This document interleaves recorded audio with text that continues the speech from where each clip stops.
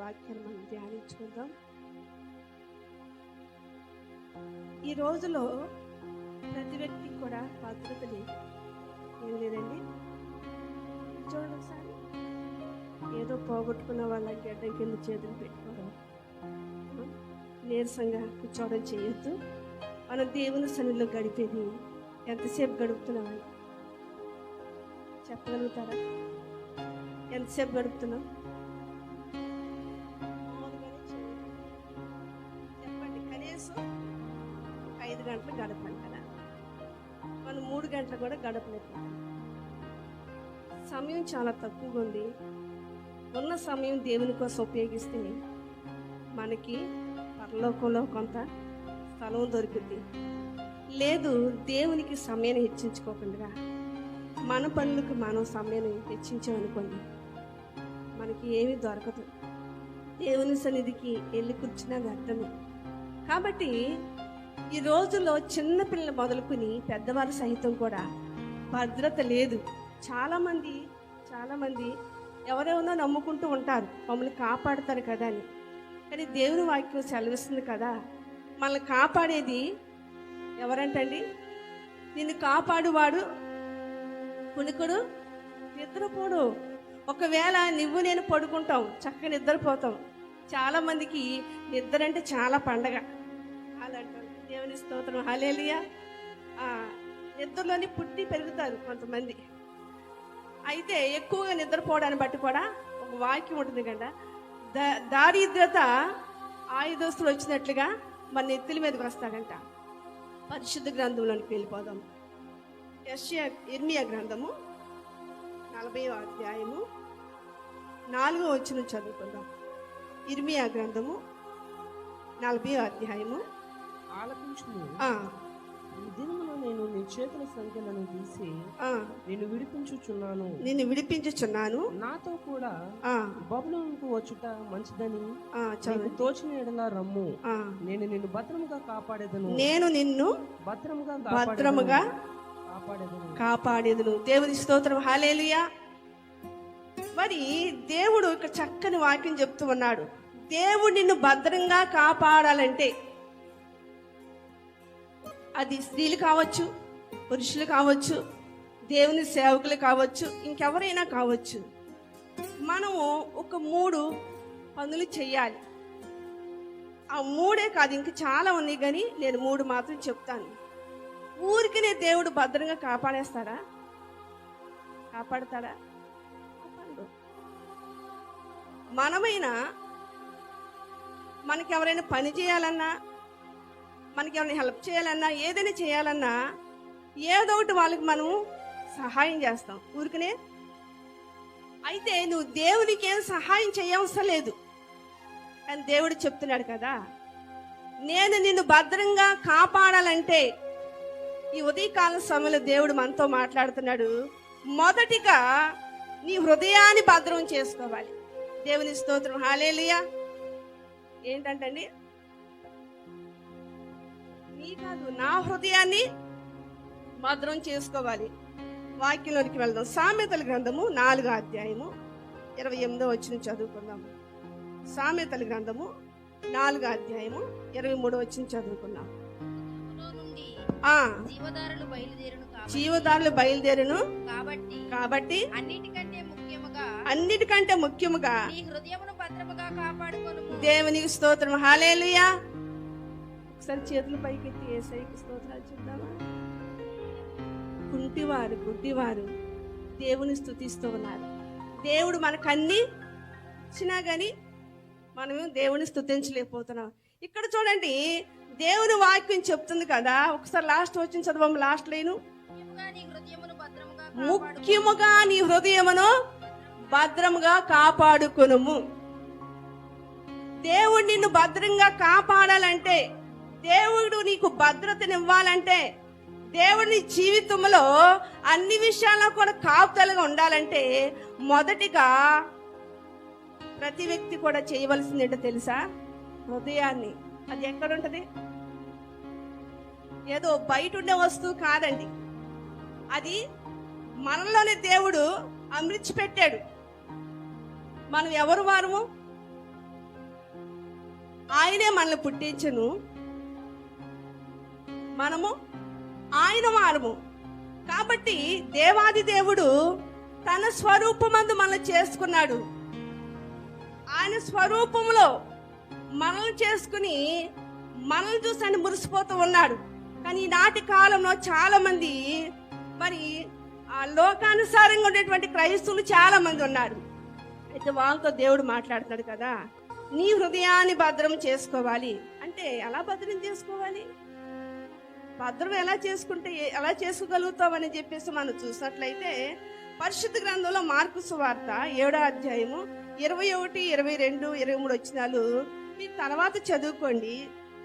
అక్కడ చాలా విషయాలు దేవుడు రాసిపెట్టి ఉంచాడు. ఎందుకంటే వాక్యం చెప్తుంది కదా ఇర్మియా గ్రంథంలో, హృదయం అంటే అన్నిటికంటే చాలా చాలా మనం అంటాం, వాడు ఎంత మోసం చేశాడు చూసారా. చేసింది వాడు కాదు, చేసింది ఆమె కాదు, వాళ్ళు ఉన్నటువంటి హృదయము. దేవుడు ముందే చెప్పాడు ఏమని, హృదయం అన్నిటికంటే మోసమైంది. ఇంకా నువ్వెప్పటికీ మోసాలకి, నువ్వెప్పటికీ లోకానుసారమైన జీవితం కలిగి ఉంటే దేవుడిని కాపాడతాడా? కాపాడతాడా? కాపాడా? కాపాడడు. మన దేవుడు మాట తప్పేవాడు కాదు, మాట ఇచ్చి ఆయన నెరవేర్చేవాడు. కానీ మనము తప్పిపోతూ ఉంటాం. అందుకని నువ్వు మొదటిగా నీ హృదయాన్ని నువ్వు భద్రం చేసుకోవాలి. అయితే హిజ్కియా కూడా మనం చూసినట్లయితే ఒక మాట నేను చదివిస్తాను. హిజ్కియా గ్రంథంలో ఉంటుంది కదా 2వ రాజుల గ్రంథము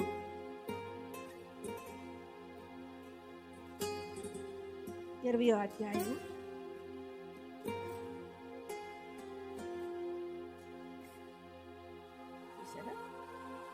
3వ వచనం చదువుకుందాం. యెహోవా యథార్థ హృదయుడై సత్యముతో నీ సన్నిధిని దేవుని స్తోత్రం, హల్లెలూయా. ఇక్కడ ఒక్కటే ఒక మాట, యథార్థ హృదయం.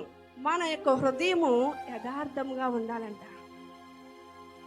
చాలా మంది యథార్థంగా జీవించలేకపోతూ ఉన్నారు. ఈ యొక్క హిజ్కియా జీవితంలో అతడు యథార్థంగా ఉన్నాడు కాబట్టి తన ఆయుష్ ఏమైందండి? ఏమైంది? ఎన్ని సంవత్సరాలు? అందరూ చెప్పాలి, ఎన్ని సంవత్సరాలు? ఈ రోజులో సంవత్సరములు నిండకోకుండానే చాలా మంది ఈ లోకాన్ని విడిచి వెళ్ళిపోతున్నారు. ఎందుకో తెలుసా? వాళ్ళ హృదయంలో దేవుడు లేడు. వారి జీవితం అంతా కూడా మోసంగా జీవిస్తూ, అక్రమంగా జీవిస్తూ, వారు బ్రతుకులన్నీ కూడా దేవునికి అవమానకరంగా బ్రతుకుతున్నారు. కాబట్టి ఈ లోకాన్ని నుండి వాళ్ళు వెళ్ళిపోతూ ఉన్నారు అని దేవుని వాక్యం చెప్తుంది. చనిపోతున్నటువంటి హిజ్కియా జీవితంలో దేవుడు ఆయుష్ పొడిగించాడంటే అక్కడ హిజ్కియా ప్రార్థన చేస్తూ ఉన్నాడు. ఏమని? అయ్యా, నేను నీ సన్నిధిలో నేను ఎలా యథార్థంగా ఉన్నాను ఒకసారి. అప్పుడు దేవుడు ఏమన్నాడు? నీ ప్రార్థనని ఆలకించాను, నీ యథార్థతను చూశాను, నీ కన్నీళ్ళను చూశాను కాబట్టి నీకు 15 సంవత్సరాల ఆయుష్ నేను. దేవుని స్తోత్రం, హల్లెలూయా. ఆయనకు ఒక మరణకరమైన రోగం ఉంది. ఆయన ఒక రాజుగారే, కానీ ఆయన తన యొక్క రాజ్య పరిపాలన చేస్తూ కూడా దేవునిలో యథార్థంగా బ్రతికాడంట. యథార్థవంతులంట గుడారము దేవుడు వర్ధిల్ల చేస్తాడు. నీ కుటుంబంలో, నీ జీవితంలో యథార్థత లేకపోతే నీ కుటుంబం వర్ధిల్లదు. నానాటికి ఏమైపోతుంది చెప్పమంటారా? దిగజారిపోతుంది. సౌలు జీవితంలో కూడా అంతే, యథార్థత లేదు. అంతకంతకు సౌలంతా నీరసిల్లాడు. దావీదు అంతకంతకు దేవుని స్తోత్రం, హల్లెలూయా. కాబట్టి మొట్టమొదటిగా దేవుడు మనల్ని భద్రంగా కాపాడాలంటే ఏం చేయాలి? మనం హృదయాన్ని భద్రం చేసుకోవాలి. నీ హృదయం దేవునికి ఇవ్వాలి. నీ హృదయంలో దేవుడు ఉండాలి. అటు ఇటును ఒకవేళ పల్టీలు కొట్టావనుకో, నిన్ను దేవుడు ఏం చేస్తాడు? విడిచిపెట్టేస్తాడు. నీకు ఆపద వచ్చినప్పుడు, నీకు సమస్య వచ్చినప్పుడు, నీకు ఏవైనా ఇబ్బంది కలిగినప్పుడు అంట దేవుడు చాటుగా వెళ్ళి ఆయన నవ్వుతాడంట, అపహాస్యం చేస్తాడంట. దేవుడే చెప్తాడు ఆ మాట. మీ అందరికి వాక్యాలు తెలుసు, అన్ని డిఫరెన్స్ చూపించడానికి నాకు అరగని టైం ఇచ్చాడు. దేవుని స్తోత్రం, హల్లెలూయా. దేనికైనా మనం ఎంత కూర్చున్నాం అనుకోండి, బైబిల్ పట్టుకుని అంటే ఏం మాట్లాడరు, కానీ దేవుని అవమానిస్తున్న సంగతి మనకు తెలియకుండా పోతూ ఉంది. చూడండి, దేవుని వాక్యం సెలవిస్తుంది కదా, ఓ మనుష్యుడా, నీ జీవితము, నీ కుటుంబము నేను భద్రంగా కాపాడాలంటే, ఈ లోకంలో నువ్వు బ్రతుకుతున్నావు, ఏ టైమో, ఏ క్షణమో, ఏ గడియో నీ జీవితంలో ఏదైనా ఆపద రావచ్చు. దాని నుండి తప్పించబడాలంటే నీ హృదయంలో నేను ఉండాలి. మాటలు పాడతాం, హృదయమే నీ ఆలయం, కుదిలిచ్చి అదిలిచ్చి మరి పాడతాం. కానీ అక్కడ ఉంటాడే దేవుడు, ఉంటాడండి, ఉండడు. స్టేజ్ వరకే మనం పాడడం అంటే పాడతామే, కానీ చేసేదానికి వచ్చేసరికి దేవునికి దూరంగానే ఉంటాం. కాబట్టి హృదయంలో చాలా జాగ్రత్తగా మనం భద్రంగా కాపాడుకోవాలి. ఎందుకంటే అది మోసం చేసేది. ఈ లోక మాయల్లో పడిపోయి చూసిందల్లా కూడా అది ఏం చేస్తుందంట, ఆలోచనలు ఎక్కడ పడతాయండి, ఎక్కడ పడతాయి? హృదయం నుండి వస్తాయండి, హృదయం నుండి వస్తాయి. ఏది చేయాలన్నా హృదయంలో నుండి. అక్కడ నేను చెప్పాను కదా, మార్కు సువార్త మీరు తర్వాత చదువుకోండి. హృదయంలో నుండి అంట బయటికి వచ్చేవే మనిషిని అపవిత్ర పరిస్థితితో చూపిస్తాను. ఒకసారి చేద్దామా? నుండి తీశారు అందరూ. 7వ అధ్యాయం 25 వచ్చింది చదువు. మనుషులు లోపల నుండి బయలు వెళ్ళినది మనుషుని అపవిత్రపరచును. లోపల నుండి అనగా హృదయం చెప్పారు చదువు. మనుషుల హృదయంలో నుండి ఉందా మాట? మీ బైబిల్లో ఉందా? మనుషుల హృదయంలో నుండి. ఒక్కసారి ఆ ఎన్నుండి చూడండి, ఒకసారి అన్ని చదవద్దు, లెక్క పెట్టండి. దురాలోచనలను, జారత్వమును, దొంగతనములను, నరహత్యములను, వ్యభిచారములను, లోపములను, చెడుతనములను, కృత్రిమములను, కామ వికారములను, మత్సరములను, దేవదూషణయు, అహంభావమును, అవివేకమును వచ్చును. దేవుని స్తోత్రం, హల్లెలూయా. ఇది నేను చెప్తున్నానా? అందరూ చూడండి, బైబిల్ చదవటం అయిపోయింది, చూడవచ్చు. నేను ఎప్పుడు చెప్తాను, నచ్చినా నచ్చకపోయినా, బాగున్నా బాగోకపోయినా మీ తనలు ఎడు చూపించాలండి. కొంతమంది ఇలా చెప్పినా కూడా తనలో ఉంచేవాళ్ళు ఉండాలి. మీరేం పెళ్లి కూతురు పెళ్లి కొడుకులు కాదు, వచ్చింది దేవుని సన్నిధికి.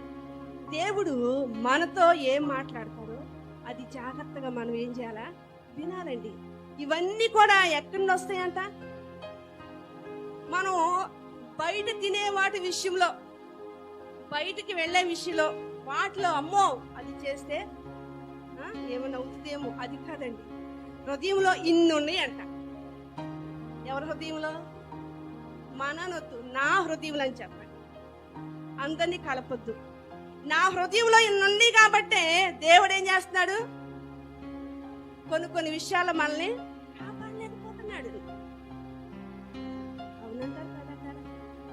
అంత నీరసంగా కూర్చున్నారు, అప్పుడే ఆకలేస్తుందా?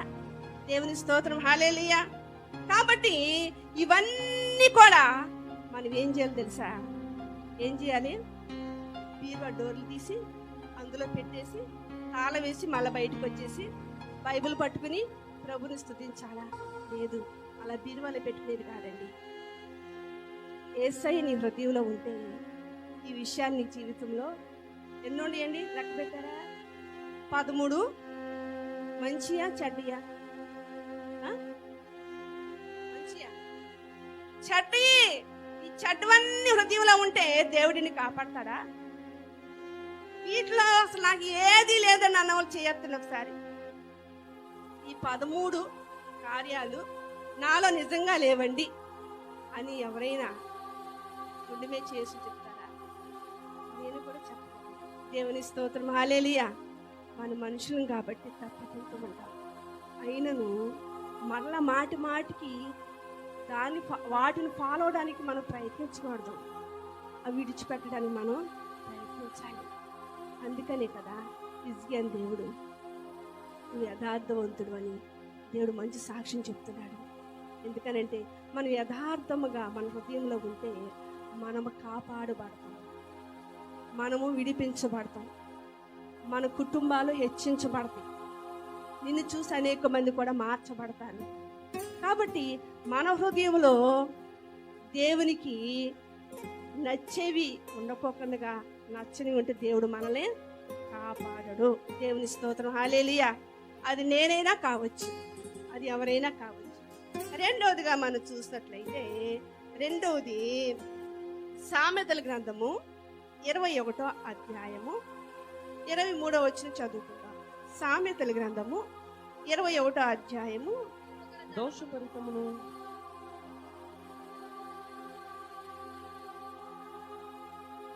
ఒకసారి గట్టిగా చదవండి. 21వ అధ్యాయం 23వ వచనం. నోటిని నాలుకను భద్రము చేసుకునేవాడు శ్రమల నుండి తన ప్రాణమును కాపాడుకొనును. దేని నుండి? దేవుని స్తోత్రం, హల్లెలూయా. పోయిన వారం కూడా రవి బ్రదర్ చెప్పాడు కదా, నాలిక ఎంత ఉంటుంది, ఇంత పొడవుంటుందా నాలిక? వాస్తవానికి అవయవంలో చిన్నదే, కానీ అది మనిషి కంటే పొడవైంది, చాలా అదిరి పడుద్ది కదా. అయితే నేను నాలుగు గురించి చెప్పలేదు, కానీ నేను నోరు గురించి చెప్తూ ఉన్నాను. దేవుని స్తోత్రం, హల్లెలూయా. నోటిలో అదొక అవయవం. అయితే నోరును నాలికను ఏం చేసుకోవాలి? బంగారు పొంగరాలు, వెండి సంబంధించి ఎంతో భద్రంగా చూసుకుంటారు, భద్రం చేసుకుంటారు. కానీ నోరును మాత్రం భద్రం చేసుకుంటారా? దెబ్బ. మన నోరును జాగ్రత్తగా చూసుకోవాలి. అయితే దేవుని వాక్యం సెలవిస్తుంది కదా. మరి సమూయేలు జీవితంలో కూడా 1వ సమూయేలు గ్రంథము 3వ అధ్యాయం 19వ వచనంలో మనం ఒక మాట చదువుకుందామండి. ఎందుకనంటే మనం ఏంటంటే ఎవరు తక్కువ, నోట్లో నుండి అన్ని మాటలు మాట్లాడతారు కదని చెప్పేసి అనుకుంటారు, కానీ సమూయేలు పెద్దవాడు కాక. చదవండి. సమూయేలు పెద్దవాడు కాక యెహోవా అతనికి తోడై ఉన్నందున అతని మాటలలో ఏదియు తప్పిపోలేదు. దేవుని స్తోత్రం, హల్లెలూయా. సమూయేలు ఎవరండి? ఒక మంచి ప్రవక్త, ఒక మంచి సేవకుడు, ఒక మంచి ప్రార్థన పరులకు కుమారుడు. ఆయన మామూలుగా పుట్టలేదు. తల్లి దేవుని దగ్గర మొక్కుబడి చేసుకుని నాకు మగబిడ్డను దయచేసిన ఎడల అని వాగ్దానంతో పొందుకున్నటువంటి కుమారుడు సమూయేలు. ఈ సమూయేలు జీవితంలో మనం చూసినట్లయితే సమూయేలు గారు పుట్టినప్పుడు ఆ యొక్క ప్రాంతము, ఆ పట్టణము, ఆ గ్రామము కావచ్చు, చాలా పాపముతో నిండిపోయింది. దేవుని యొక్క ప్రత్యక్షత ఆగిపోయింది. దేవుడు మాట్లాడతలేదు. కానీ దేవుని యొక్క ప్రత్యక్షత అనేది తెలియజేయడానికి కొరకు పరిశుద్ధాత్మ దేవుడు హన్నాలో నుండి ఒక మొక్కుబడి ప్రార్థన చేసుకోవడానికి కృప చూపించాడు. నేను చెప్తున్నాను, చాలా మంది మన సంఘంలోనే కాదు, చాలా ప్రాంతాల్లో బిడ్డలు లేని కొరత ఉంది. హన్నా లాంటి ప్రార్థన నువ్వు చేయగలిగితే ఖచ్చితంగా దేవుడు మీకు బిడ్డలు ఇస్తాడు. హల్లెలూయా, హల్లెలూయా. ఇది నేను ఖచ్చితంగా చెప్పగలుగుతాను. నా జీవితంలో కూడా నాకు ఫస్ట్ పాప పుట్టి చనిపోయింది. 97వ సంవత్సరంలో మ్యారేజ్ అయింది. పుట్టి చనిపోయిన ఆ సంవత్సరంలో తర్వాత 2 అబార్షన్లు అయిపోయినాయి.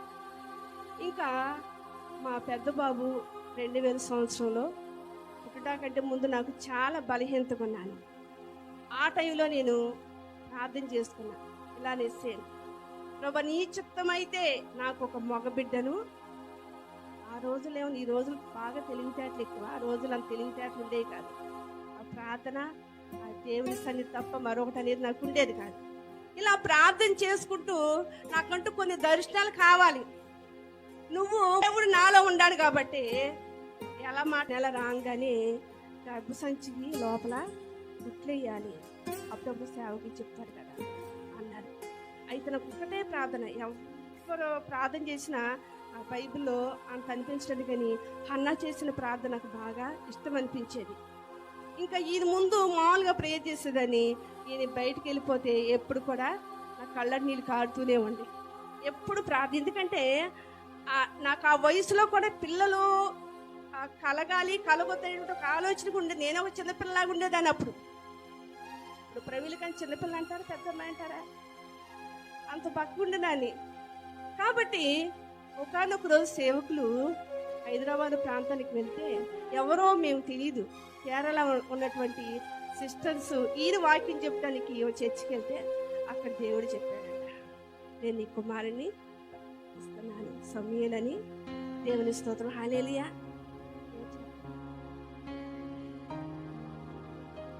కాబట్టి సమూయేలు అనేటువంటి ఆ యొక్క ప్రవక్త మామూలు ప్రవక్త కాదు. ఆయన జీవితంలో దేవుని విషయంలో, దేని విషయంలో కూడా తన యొక్క నోటి మాట చేత చదువుదాం మళ్ళీ. సమూయేలు పెద్దవాడు కాగా యెహోవా అతనికి తోడై ఉన్నందున అతని మాటలలో దేవునికి స్తోత్రం, హల్లెలూయా, హల్లెలూయా. దేవుడు అతనికి తోడున్నాడు కాబట్టి ఆయనకి మాటలలో తేడా రాలేదు. ఎవరు మాట్లాడలేము. నువ్వు తేడా మాట్లాడితే దేవుడు ఊరుకుంటాడు. ఆయన కూడా తగినటువంటి బుద్ధి మనకి చెప్తాడండి. అయితే ఇక్కడ చూడండి, రెండవదిగా మనం ఏం చేయాలంటే, మన నోటిని ఏం చేయాలంట, భద్రం చేసుకోవాలి. నోటిని భద్రంగా చేసుకుంటే మనము దేవుని చేత కాపాడబడతాం.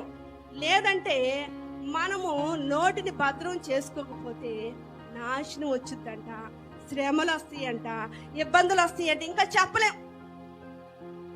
నువ్వు నోరు మూసుకోవే అంటారు. ఎందుకు? అప్పుడు మా పాస్టర్ చెప్పారు, నోరు మంచిదైతే కొంతమందికి మాట్లాడడం రాదు. ఆ పెద్దోళ్ళ విషయంలో నేను అదే బాధపడేదాన్ని. మాట్లాడడం రాదు వాడికి. అంటే నాకు వచ్చా అంటే నాకు అంతకంటే రాదు. కానీ దేవుడు తన యొక్క మాటలు నోటంటే ఉంచితే ఆటోమేటిక్గా వచ్చేస్తాయి. నా పెద్దోడికి మాట్లాడని భయం, మాట్లాడలేడు. నాకులాగానే వాడు కూడా. కానీ దేవుని వాక్యం చెప్తుంది కదా, మన నోరు చాలా జాగ్రత్తగా కాపాడుకోవాలి. మృదువైన మాట కోపమును, మృదువుగా మాట్లాడో నేర్చుకోవాలి. కొంతమంది టక టక టక మాట్లాడేస్తారు. వారి మాటలు ఎలా ఉంటాయి అంటే, వాళ్ళ హృదయాల్ని, వాళ్ళ యొక్క మనసుల్ని గాయపరుస్తూ ఉంటాయి. సమూయేలైతే అలా చేయలేదు. దేవునిలో ఎప్పుడు కూడా దేవునికి తన మనసును బాధ పెట్టినట్టుగా, దేవుని బాధ పెట్టినట్టుగా సమూయేలు లేడు. ఎందుకు చెప్పినప్పుడు ఆయన అక్కడే ఆయన మొక్కాడంట. చూసారా, పెద్దవాడైనప్పుడు ఉంది అక్కడ బైబిల్లో, పెద్దవాడైనప్పుడు ఆ మాటలలో ఏది కూడా ఆయన తప్పిపోలేదు. మన మాటలు చాలా జాగ్రత్తగా ఉండాలి. దేవుని యొక్క మాటలుగా మనం బయట వాళ్ళతో మాట్లాడాలి. కొంతమంది అంటూ ఉంటారు, అసలు ఆమెతో మాట్లాడుతుంటే, ఆయనతో మాట్లాడుతుంటే ఇంకెంతసేపు అయినా తినాలనిపించద్దండి. కొన్ని చోట్ల ఉంటారు, అమ్మో ఆమె నోట్లో నోరేస్తే అగ్గి పెట్టి లేకోకుండానే అగ్గిని వచ్చేస్తుందండి అంటారు. కానీ అలాంటి జీవితం కలిగి ఉంటే దేవుడు మనల్ని కాపాడతారా? కాపాడడు. సమూయేలు దేవుడు ఆ రీతిగా హెచ్చించాడంటే, ఆయన మాటలలో ఏది కూడా దేవుని దగ్గర తప్పిపోలేదు. కాబట్టి ఈరోజు ఆయన మనం జ్ఞాపకం చేసుకుంటున్నాం. నీవు భద్రముగా దేవుడిని కాపాడాలంటే రెండవది నీ నోటిని ఏం చేయాలి? నీ నోరు బాగుగా తెరువు అని చెప్పేసి కొట్లాల దగ్గర తెరిసామనుకోండి, మన నోటి వల్ల వచ్చేటువంటి నాశనాలు చాలా ఎక్కువ ఉంటాయి. కానీ దేవుడు ఏమంటాడు, దేవుని సన్నిధిలో నీ నోరు తెరువు, నేను దాన్ని నింపుతాను అంటున్నాడు. కాబట్టి మన యొక్క నోటు వెంబడి ఇంపైన మాటలు ఎదుటి వారికి తెలియపరచాలి తప్ప ఎదుటి వారిని బాధ పెట్టే రీతిగా మనం మాట్లాడకూడదండి. మాట్లాడితే తిరిగి తిరిగి మనమే నాశనము, శ్రమలు తెచ్చుకుంటూ ఉంటాం. చాలాసార్లు అంటూ ఉంటాం కదా, కాస్త నోరు తగ్గించుకుంటే నీ సంసారం కట్టబడింది కదా, కాస్త నోరు మూసుకుంటే భార్య భర్తలు చాలా బాగుండేవాళ్ళు కదా, ఇంత గొడవలయ్యి కాదు కదా అని చాలా మంది చెప్తూ ఉంటారు. పరిశుద్ధ లేఖనం అదే చెప్తుంది. ఊరికూరినే మాట్లాడకూడదు. విస్తారమైన మాటలు ఏముంటుందంట, దోషం ఉంటుంది అంటున్నాడు. అన్ని తెలుసు మనకి. అసలు బైబిల్ మొత్తం సేవకుల కంటే ఎక్కువగా విశ్వాసులకే తెలుసు. తెలిసి తెలిసి ఏం చేస్తూ ఉంటారండి, తప్పిపోతూ ఉంటారు. కాబట్టి రెండవదిగా మనం మన యొక్క నోరుని జాగ్రత్తగా చూసుకోవాలంట, కాపాడుకోవాలంట. మూడోది మనం చూద్దాం, పరిశుద్ధ 1 యోహాను పత్రిక 5వ అధ్యాయము 17వ వచనం.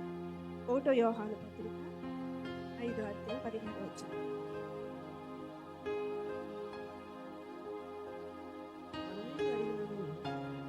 ఆయన మన మనవి ఆలకించునని మన మెరుగు ఎడల చదువు. 5వ అధ్యాయం 17వ వచనం చదువుతున్నావా?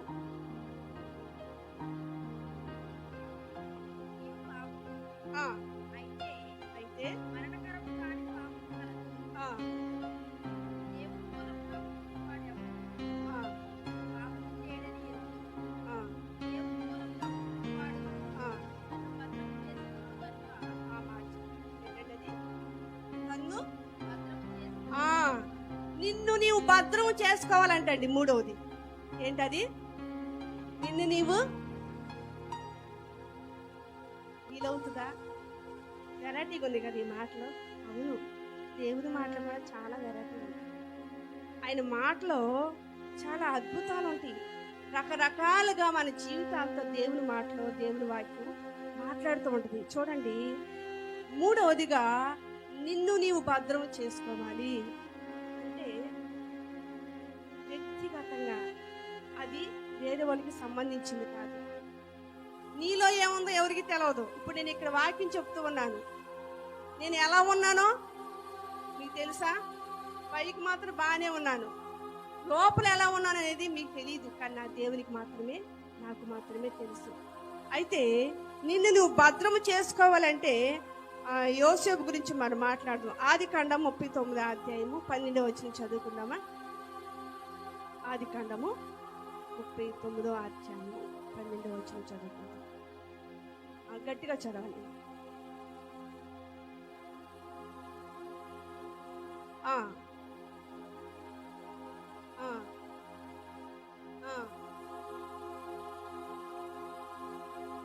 దేవుని స్తోత్రం. హల్లెలూయా, హల్లెలూయా. అంటే ఇక్కడ యోసేపుని చూసినట్లయితే తన జీవితంలో ఒక సమస్య వచ్చింది. చాలా సమస్యలు తన జీవితంలో వచ్చినా ఇది మాత్రం చాలా ఘోరమైన సమస్య. ఆయనకే కాదండి, ప్రతి ఒక్క వ్యక్తి కూడా ఆ సమస్య అనేది తప్పకుండా ఎదురవుతూ ఉండొచ్చు. ఒకవేళ ఎదురవ్వచ్చు, ఎదురవకపోతే చాలా సంతోషం. పోతీఫరు ఇంట్లో అతడు ఉంటూ ఉన్నప్పుడు మీకు అందరికీ తెలుసు, ఆ రాజుగారు బయటికి వెళ్ళిపోయారు. వెళ్ళిపోతూ తన కుటుంబం అంటే తన భార్య అని తప్ప ఏదైనా అక్కడ చదువుకోండి, ఏదైనా కానీ చక్కగా చూసుకోమని చెప్పేసి వెళ్ళిపోయాడు ఆయన. వెళ్ళిపోతే తల్లిగారు కదా, తల్లిగారి స్థానంలో ఉన్నటువంటి ఈవిడ ఏం చేసిందంటే యోసేపు మీద కన్నేసిందంట. యవనస్తుడు కదా, చాలా బాగుండు. యవనస్తులలో చాలా జాగ్రత్తగా ఉండండి. ఎందుకంటే సాతానుడు యవనస్తుల సహితం కూడా వాడు ఏం చేస్తున్నాడండి, పాడు చేస్తూ ఉన్నాడు. వాళ్ళ పతనాన్ని కోరుకుంటున్నాడు సాతానుడు. అయితే ఈ యొక్క పోతీఫరు భార్యలో దూరి తనతో పాపం చేయమని ప్రోత్సహించిందంట. రమ్మని ఆయన ఏం చేశాడు, ఆహా ఇదే మంచి సమయం అని చెప్పేసి అనుకున్నాడా? అక్కడ ఒక మాట ఉంది, దేవునికి నేను చదువుతారా, దుష్టకార్యము చేసి పైన చదువు. ఇంత ఘోరమైన దుష్కార్యము చేసి దేవునికి విరోధముగా పాపము కట్టుకొందునని చాలండి. ఇది దేవుని దగ్గర నేను పాపము చేసిన వాడిని అవుతాను కాబట్టి నాకొద్దు అని ఆమెను విడిపించుకుని పారిపోయాడంట. దేవుని స్తోత్రం. హల్లెలూయా, హల్లెలూయా. కాబట్టి నిన్ను నీవు భద్రముగా కాపాడబడాలంటే చాలా జాగ్రత్తగా ఉండాలి, చాలా జాగ్రత్తగా ఉండాలి. ఎందుకని నిలుచున్న ప్రతివాడు కూడా పడకున్నట్టు జాగ్రత్తగా చూసుకోమని పరిశుద్ధ లేఖనాలు చెప్తున్నాయి. దేనిలోనే పడిపోవచ్చు, కానీ దేవునికి నచ్చంది ఒకటి ఏంటో తెలుసా? పాపము. పాపమనగా నీ భర్త ఉంటే నీ భార్య భర్తలు చక్కగా ఉండండి, వేరే అక్రమ సంబంధాలు పెట్టుకోకూడదు, అది పాపమే.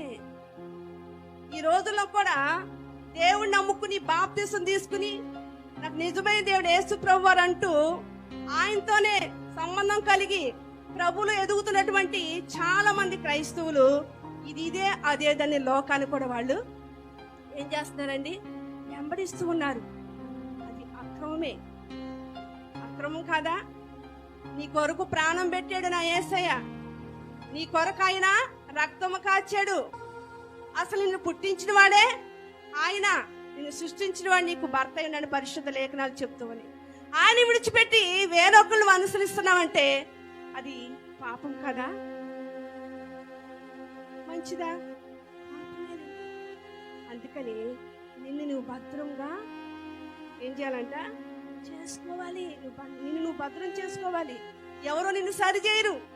చాలాసార్లు మన యొక్క పిల్లలకు కావచ్చు, ఎవరికైనా సలహాలు చెప్పేటప్పుడు చెప్తూ ఉంటాం, నువ్వు వయసుకు వచ్చావు, నువ్వు చాలా జాగ్రత్తగా ఉండాలి, రోజులు చూస్తే బాగోలేదు, కాబట్టి నువ్వు మంచిగా ఉంటే వెనకాల ఉన్నటువంటి వాళ్ళందరూ కూడా నీ నడక చూసి నీ ప్రవర్తన చూసి వాళ్ళు ప్రవర్తిస్తారండి అని చెప్తావా? చెప్తావా?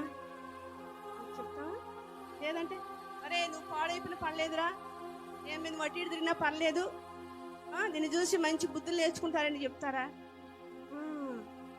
దేవుని సేవకులు కూడా కొన్నిసార్లు విశ్వాసుల్ని గద్దిస్తూ ఉంటారు. ఏమని? ఎప్పుడు చెప్పేదే కదా అనుకుంటారేమో, కానీ దేవుని సన్నిధి మానొద్దు, ప్రార్థనలకు రావాలి, ప్రభుని వెంబడించండి. మాట మాటికి ఎందుకు చెప్తారంటే అదే మరి దారి తప్పి తొలగిపోయి బయటికి వెళ్ళిపోతే నువ్వే నష్టపోతావు. హల్లెలూయా, హల్లెలూయా. ఆ నష్టపోతున్నటువంటి నీ జీవితాన్ని చూసి నా దేవుడు బాధపడతాడండి. నువ్వు పాడైపోతున్నప్పుడు, నువ్వు పతనం అయిపోతున్నప్పుడు అనేక మంది నవ్వుతారు, బాధపడరు. బాధపడతారా? కానీ నీ సేవకులు, నీ దేవుడు తప్పుకు నీ చూసి బాధపడతారు. అందుకని నిన్ను నువ్వేం చేయాలి తెలుసా? భద్రముగా ఉండడానికి ప్రయత్నించాలి. ఎక్కడ భద్రంగా ఉండాలి? ఎక్కడుంటుంది మన భద్రత? ఎక్కడుంటుందండి? దేవుళ్ళనే ఉంటుందండి మనకు భద్రత. ఇంట్లోనే ఉంటాం, మనకు భద్రత ఉండదు. కానీ యేసయ్యలో మనం ఉంటే మనం భద్రంగా కాపాడబడతాం. అందుకని మూడవదిగా నిన్ను నువ్వు భద్రం చేసుకోవాలి. యోసేపు జీవితంలో చూడండి, వాళ్ళ తల్లిదండ్రులు ఎంత మంచి పెంపకం పెంచారు. చాలా మంది ఉన్నారు అన్నదమ్ములు, కానీ ఎవ్వరి గురించి అక్కడ రాయలేదు. కానీ యోసేపు గురించి మాత్రమే చక్కటి మాటలు. అతడు మంచి యవనస్తుడైనా కానీ తన జీవితం చాలా జాగ్రత్తగా తనకు తాను భద్రంగా కాపాడుకున్నాడు, భద్రం చేసుకున్నాడు. తన యవన జీవితానికి ఏమాత్రం కూడా మచ్చడాగు లేకోకుండా అతడు ఉన్నాడు. కాబట్టే ఒక రాజుగారి కూతురికి భర్త ఎడు. దేవుని స్తోత్రం. హల్లెలూయా, హల్లెలూయా. అందుకని మన జీవితంలో దేవునికి వాక్యం సెలవిస్తుంది కదా, నీవు దేవుని చేత భద్రంగా కాపాడబడాలంటే, ఒకవేళ నువ్వు మైక్ ద్వారా వింటున్నటువంటి నువ్వు కావచ్చు, ఒకవేళ యూట్యూబ్లో చూస్తున్న నువ్వు కావచ్చు, కూర్చున్నటువంటి మీరు కావచ్చు, దేవుని యొక్క వాక్యం సెలవిస్తుంది కదా, 3 పనులు చేయాలి. 3 మనం చేస్తే దేవుడు మనల్ని ఏం చేస్తాడండి? అందరు తప్ప ఏం చెప్తున్నా? నేను ఎప్పుడు చెప్తాను, నేను వాక్యం చెప్తున్నప్పుడు నా వాక్యంలో స్వీట్ ఉండదు, నా వాక్యంలో తేనె ఉండదు, నా వాక్యంలో ఏం చేయను, నాకు ఇది తప్ప ఏం తెలవదు. దేవుని స్తోత్రం, హల్లెలూయా. ఒక మ్యాటర్ నాకు కనిపిస్తే దానిలోనే నేను ఫాలో అవుతాను. మిగిలి ఫాలో అవడానికి కూడా నాకు ఎందుకు ఇష్టం అనిపించింది. కాబట్టి మీకు నచ్చినా నచ్చకపోయినా, బాగున్నా బాగోకపోయినా తినాల్సిందే. దేవుని స్తోత్రం, హల్లెలూయా. నీవు నేను భద్రంగా కాపాడబడాలంటే మొదటిది ఏం చేయాలి? వెనకాల లేదా అన్నయ్యలు తమ్ముళ్ళు ఉన్నారు. దేవుని స్తోత్రం, హల్లెలూయా.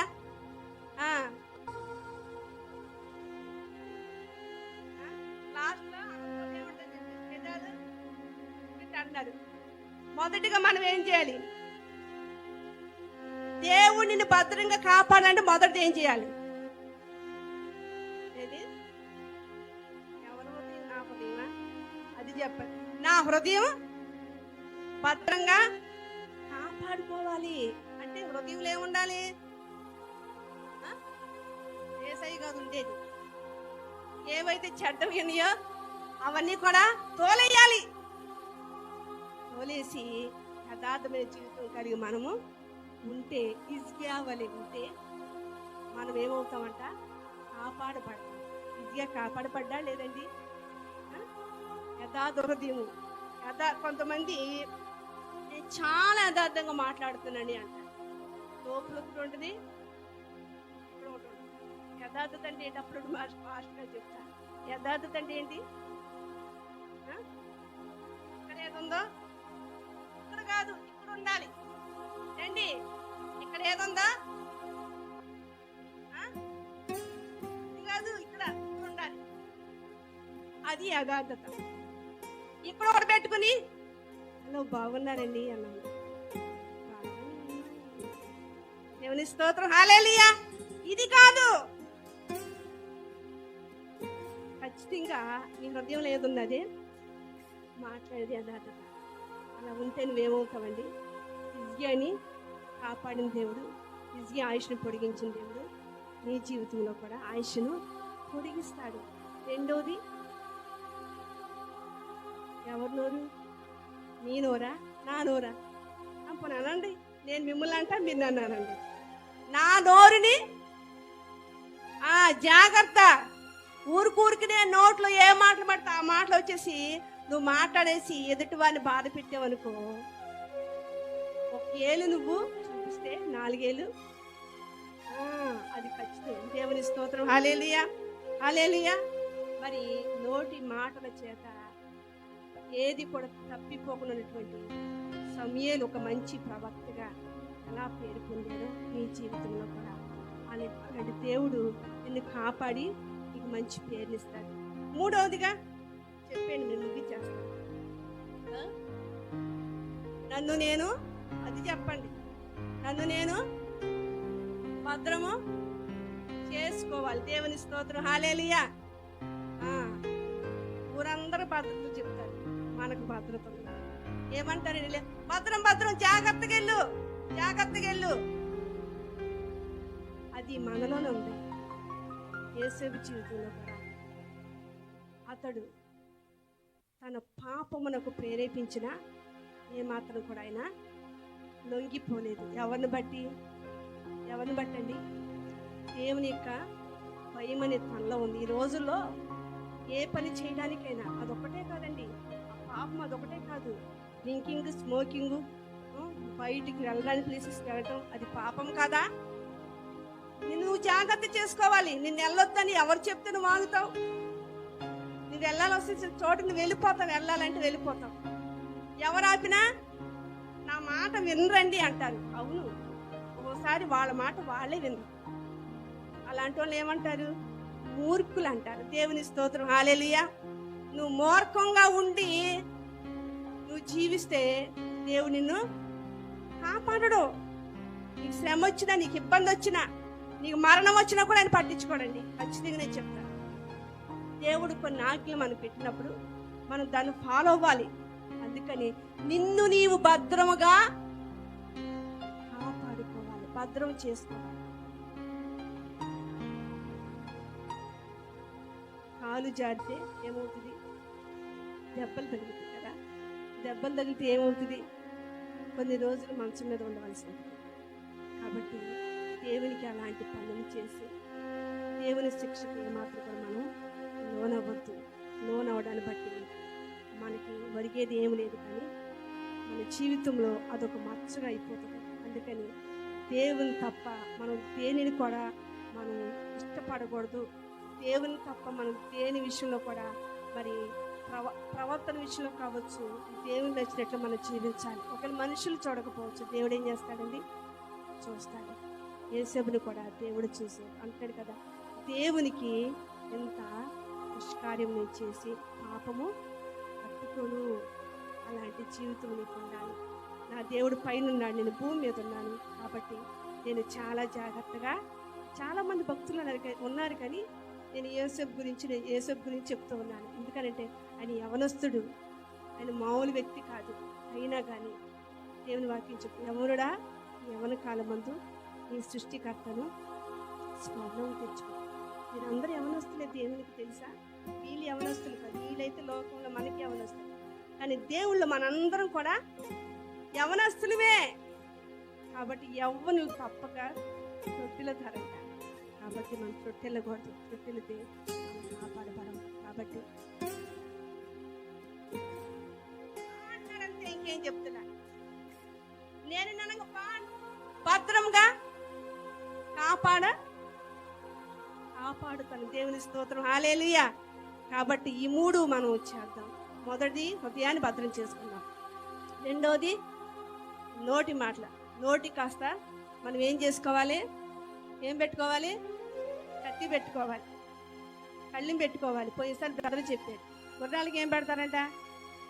గుర్రాలకి ఇప్పుడు మనకేం పెట్టాలి? తలో కత్తి తెచ్చుకుని పెట్టుకోండి. దేవుని స్తోత్రం, హల్లెలూయా. కత్తి కంటే ఘోరమని ఏంటి మన నోటి మాటలు. కాబట్టి మనము కూడా మనకు మనం భద్రంగా మన జీవిత విధానంలో బ్రతుకు దినములు అన్నీ కూడా ప్రభుకి మహిమకరంగా మనం బ్రతికితే నీవు భద్రముగా, నీ కుటుంబం, నిన్ను దేవుడు కాపాడుతాడు. అతి కృప, ఆశీర్వాదాలు ప్రభు మనకందరికీ దయచేయును గాక.